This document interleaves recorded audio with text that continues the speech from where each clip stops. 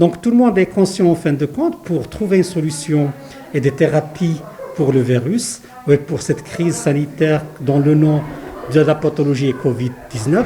C'était essentiel de connaître l'ennemi. Et l'ennemi qu'on a dans ce cas-là, c'est un agent pathogène qui est le SARS-CoV-2. Et donc, deux choses sont essentielles.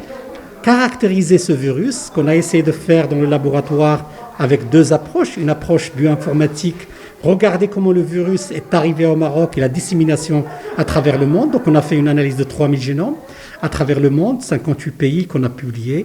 Et on est en train de faire 30 000 génomes, donc plus d'une centaine de pays, et le travail est en train d'être fini. À côté de ça, donc on a pensé qu'il fallait séquencer le génome du virus qui est au Maroc, et on est en train de faire grâce à une coalition qui est représentée par nous-mêmes, une équipe à la faculté des sciences de Rabat représentée et dirigée par le professeur Hamzazi, je parle du chercheur, non du ministre, et de l'autre côté, on a une équipe dirigée par le professeur Al-Hassan Bel-Yamani, qui est un urgentiste réanimateur, et on a une autre équipe sur l'université Mohamed VI des sciences de la santé, représentée et dirigée par le professeur Shakib Njari. Et donc, on a eu un financement du ministère de l'Enseignement supérieur et de la Recherche qui nous permet de séquencer plus de 200 génomes marocains, et on est, comme vous avez remarqué, en train de le faire pour voir ce virus qui est là au Maroc, quelles sont ses caractéristiques, dans un but très très précis, le grand public pourra comprendre. C'est en fin de compte, s'il y a des thérapies qui se développent, des vaccins qui se développent par exemple, il faudra vraiment connaître notre ennemi pour plus ou moins bien le combattre.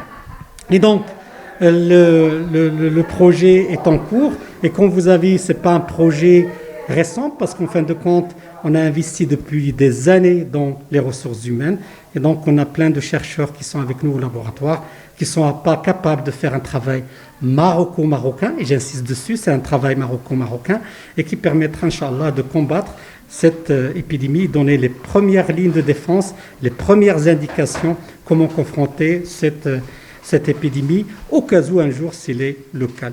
Pour revenir à tout ce qui est les chiffres et tout ça, je pense que, alhamdoulilah, le Maroc, je donnerais vraiment un discours très positif.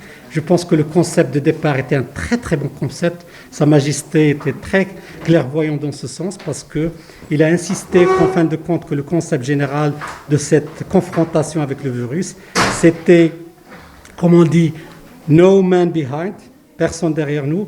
En fin de compte, malgré qu'il y aurait un coût social et économique, Sa Majesté, avec sa clairvoyance, a décidé qu'on ne risquera aucune vie marocaine, ce qui est quelque chose de génial. Et donc, toutes les approches qu'on a fait au niveau de la recherche scientifique, au niveau de la prise de décision, au niveau des décisions stratégiques, étaient quelque chose de très, très valeureuse. Et alhamdoulilah, aujourd'hui, on regarde que les chiffres sont là pour nous confronter dans nos décisions qu'on a prises.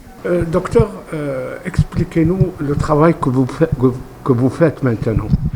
On va faire d'abord l'extraction de l'ARN du virus. Donc, c'est le matériel de base sur lequel on travaille. Donc, ce matériel de base, il y a plusieurs étapes sur lesquelles on travaille avec tout ce qui est des enzymes et des kits, etc., qui vont permettre de préparer l'échantillon pour le passer dans la machine, ce qu'on appelle la machine d'Illumina MySeq. Donc, cette Illumina MySeq va permettre d'amplifier ou bien de multiplier les échantillons qu'on a préparés pour permettre vers la fin d'avoir des fichiers. C'est sur ces fichiers qu'on va travailler donc, pour faire l'analyse du génome du virus du SARS-CoV-2.